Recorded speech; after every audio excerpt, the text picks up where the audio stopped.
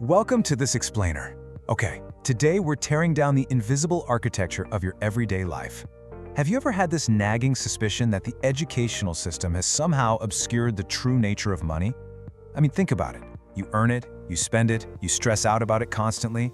But if someone asked you right now to fundamentally define how money actually works, you'd probably draw a blank. Well, you're definitely not alone. And spoiler alert, that confusion you're feeling, it is no accident. Today, we're diving straight into the hidden tricks of finance, unpacking the entire map of money to show you exactly how the system was literally designed to be misunderstood. Let's get into it. Section 1. The Great Financial Illusion. Money as a Metaphor. So before we can really understand the mechanics of today's economy, we have to tackle a massive core paradox. Why is money so confusing? We really have to stop and ask ourselves this question just to validate that gut feeling we all have, that the mainstream story simply doesn't add up.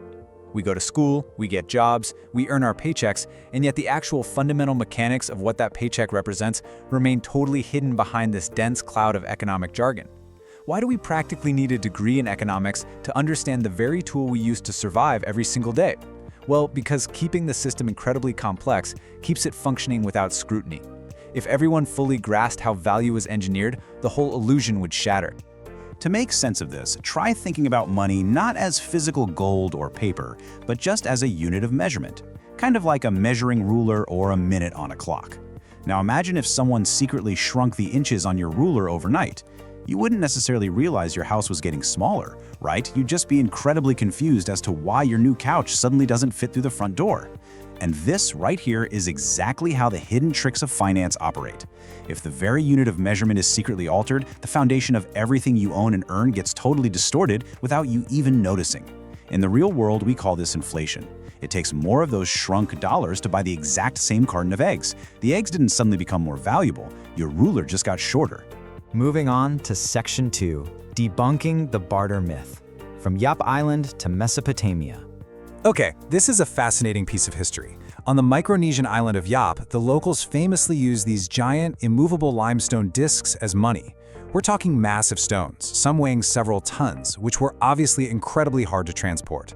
In one famous story, a crew was moving a really large stone across the sea when a bad storm hit and the massive rock just sank straight to the bottom of the ocean.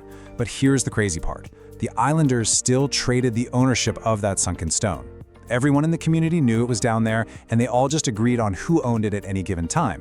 It sounds ridiculous to us now, trading a sunken rock, but it highlights a really profound revelation. Money doesn't actually need physical backing. It is and always has been simply a shared psychological agreement. If everyone mentally agrees on its value, the heavy stone doesn't even need to be visible. Honestly, transferring the ownership of an invisible rock at the bottom of the sea isn't all that different from transferring a digital balance on your banking app today. And that brings us to what is basically the ultimate lie told in basic economics classes. The standard textbook myth tells us that humans started out by bartering, trading 3 of your chickens for a pair of shoes, and then, because lugging chickens around got annoying, we invented coins to make things easier. But historical reality, based on actual anthropological data from ancient Sumeria and Mesopotamia, tells the exact opposite story.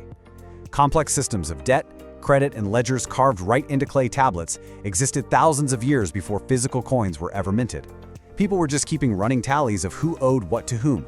Credit didn't replace physical cash to make barter easier. Actually, scratch that. Credit predates physical cash entirely. The foundational bedrock of finance isn't some shiny metal, it's trust and debt. Which leads us to Section 3, the Goldsmiths' secret trick, an innocent innovation. This right here is exactly where the modern financial world is born. Picture 17th century London. The streets were pretty dangerous, and carrying heavy precious metals around was super risky. Now, goldsmiths already had these incredibly strong vaults to store their own inventory, so everyday citizens just started paying them a small fee to store their physical gold for safekeeping. To make trade easier, the goldsmiths would give people paper receipts proving they owned the gold in the vault. Pretty soon, people figured out it was way easier to just hand those pieces of paper over to merchants instead of walking all the way back to the vault to fetch the heavy gold. But then, the goldsmiths noticed something really interesting. Because everybody completely trusted the paper, it was incredibly rare for everyone to come claim their physical gold at the exact same time. The gold was mostly just sitting there gathering dust. So, figuring nobody would ever notice, the goldsmiths quietly started printing extra, fake receipts for gold that didn't actually exist in the vault. Then, they loaned those fake receipts out and actually charged interest on them. Out of simple greed, basic probability, and everyday convenience, they accidentally invented fractional reserve banking. Now, the absolutely crucial point to remember here is that this wasn't some grand, shadowy conspiracy at the start. It was really just an innocent innovation, a convenient little loophole that solved the real-world problem of carrying heavy metals. But man, was it a powerful loophole. Centralized banking powers and governments very quickly realized that whoever controlled this receipt system held the ultimate lever of power. I mean, they could literally create purchasing power out of thin air just by issuing more paper than they actually had in reserves. What started as a clever little trick by a few London merchants became institutionalized, and it turned into the exact blueprint for modern central banking. Let's jump to Section 4, removing the safety anchor, the modern breaking point. We're fast-forwarding to a massive turning point in global finance, the year 1971. This is the era of the Nixon Shock, the precise moment U.S. President Richard Nixon abruptly took the country off the gold standard. For a really long time, the global economy was still tethered, at least somewhat, to physical gold. A dollar bill was basically a promise that you could, theoretically, exchange it for a set amount of actual gold held by the government. But by 1971, the U.S. was printing way more dollars to fund domestic programs and foreign wars than they actually had in physical gold to back it up.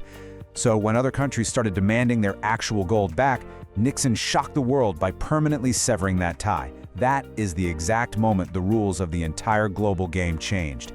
The original anchor, or the safety mechanism, was entirely removed. This huge structural shift meant that the physical boundaries holding back the printing of money were permanently deleted. We shifted to a purely fiat system. And all fiat means is that money has value simply because a government declares it has value, rather than being backed by any tangible physical commodity. Without that golden anchor holding the ship in place, the money supply could suddenly be expanded infinitely. And that left us with today's totally invisible, highly elastic financial reality, where trillions of dollars can be conjured up with a few keystrokes at a central bank. Section 5, the system operating today. Hidden mechanics in plain sight. It is a staggering mathematical reality that 97% of all money in circulation today isn't physical paper or coins at all. It's purely digital. It exists solely as abstract numbers sitting on a screen in bank databases all around the world. We have literally completely returned to the stone money of Yap Island. The only real difference is that instead of a giant limestone disk sitting at the bottom of the ocean, it's just a server humming away in some data center.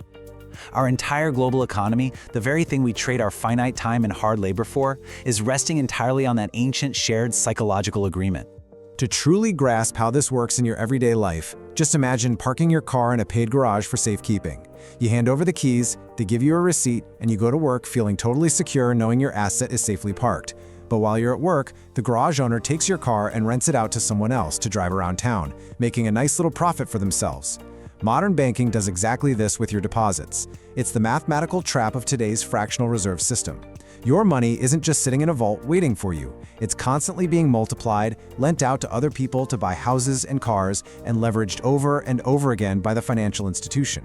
The bank only actually keeps a tiny fraction of everyone's money on hand, basically betting on the probability that we won't all show up to empty our accounts on the exact same day.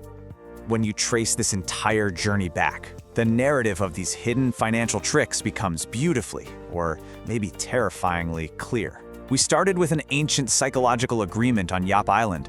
That evolved into complex ledgers of credit and trust in Mesopotamia. Then came the 17th century London Goldsmiths, who figured out the paper receipt trick, effectively inventing the whole concept of printing money out of thin air. Fast forward to the 1971 Nixon Shock, which removed the physical gold anchor completely. And that leaves us right here, today, navigating a reality of 97% digital money. The ruler has been quietly shrinking this entire time, evolving step by step into the hidden, highly complex architecture we're all trying to navigate today. All of this history leads us to one really profound realization. This is not a flaw in the system. This literally is the system. That constant inflation, the ever-expanding debt, that creeping, stressful feeling that your paycheck just doesn't stretch as far as it used to, those are not bugs. They aren't mistakes or accidents of modern policy. They are the exact intentional mechanics upon which the entire modern financial framework was deliberately built. Inflation is the necessary engine that keeps a debt-based fiat economy moving forward. So I want to leave you with a final lingering thought. If money is just a psychological agreement, and banks hold the institutional power to multiply it at will out of thin air through fractional reserve tricks, who really holds the power in our society? Who actually benefits the most when that measuring ruler quietly shrinks. I really hope this explainer forces you to completely rethink the everyday financial world operating right under your nose. The rules were written a long time ago, but once you finally learn how to read them, the invisible architecture comes right into view. Thanks for exploring this with me today, and keep questioning that map you've been given.